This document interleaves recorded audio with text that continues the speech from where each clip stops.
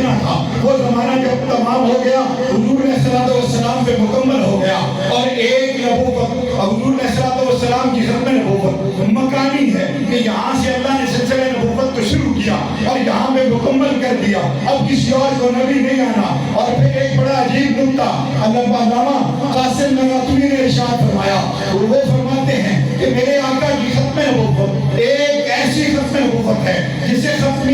نبوت رتبی کہا جاتا ہے کہ اللہ رب العالمین نے جو مقام، جو رفعت، جو مرتبہ، جو مقام میرے آقا کو عطا کیا تھا، وہ ایسا مقام بھی کسی کو عطا نہیں کیا۔ اس بات کی ہلکی سی تبدیل کروں کہ جیسے ہم کہتے ہیں جی کہ خطابت اور بالخصوص لوگوں کو متوجہ کر کے آسان ہونا جو قریشی صاحب پہ ختم، شاعری علامہ اقبال پہ ختم، اس کا مطلب نہیں کہ ہم جو قریشی صاحب تو بات خطیب نہیں، زید امجد صاحب بیٹھے تھے، لیکن جو مقام، جو مرتبہ اللہ نے عطا کیا ہے ویسا کسی اور کو عطا نہیں ہونا۔ یہ ختم نبوت کا مسئلہ بہت اہم ترین مسئلہ ہے، یہ اہم ترین عقیدہ ہے، یہ تمام عقیدوں کی بنیاد ہے۔ یہ توحید حضور علیہ السلام کو رسول ماننا بھی ضروری، حضور علیہ السلام کو خاتم الرسول ماننا بھی ضروری، حضور کو نبی ماننا بھی ضروری، خاتم النبیین ماننا بھی ضروری۔ میں جب تاریخ کے اور آپ پہ دیکھتا ہوں کہ حضرات صحابہ کرام نے کیسے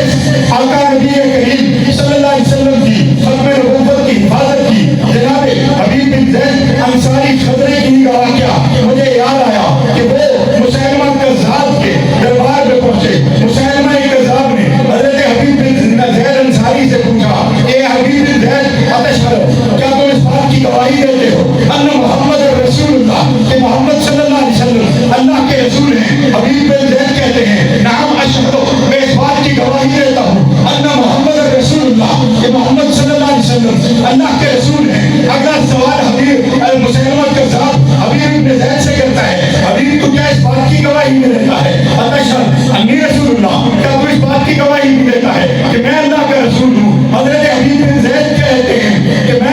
مجھے تیری آواز نہیں آتی، میں تیری یہ بکواس سننے کو تیار نہیں ہوں، مجھے یہ تیری بکواس پسند نہیں ہے۔ اچھا دوبارہ اس بات کو دہراتا ہے کہ کیا اس بات کی گواہی دیتا ہے اتشہد ان محمد رسول اللہ؟ حضرت حبیب بن زید کہتے ہیں نعم اشہد ان محمد رسول اللہ۔ پھر وہ سوال کرتا ہے اتشہد انی رسول اللہ، کیا تو مجھے مسلمہ کو بھی نبی سمجھتا ہے؟ حضرت حبیب بن زید کہتے ہیں مجھے تیری آواز نہیں آتی، سوال ہوتا جاتا ہے، جواب آتا جاتا ہے، مسلمہ کہتا ہے اس کے جسم کے ایک ایک حصے اور پور کو کاٹتے جاؤ اور پھر اس سے سوال کرتے جاؤ، انگلیاں کٹ گئی، سوال ہوتے گئے کہ تو مسلمہ کو نبی مانتا ہے یا نہیں مانتا؟ حضرت حبیب بن زید کہتے ہیں ہم نے جس کو نبی مانا ہے، جس کو خاتم الانبیاء مانا ہے، ہم نے جس کے دامن سے وابستہ ہوئے ہیں، ہم سب کچھ قربان کر دیں گے، ہم سب کچھ اس پہ لٹا دیں گے، اس کا دامن چھوڑنے والے نہیں ہیں۔ ہاتھ کٹے، بازو کٹ گئے، کٹتے کٹتے شہادت نوش کر لی،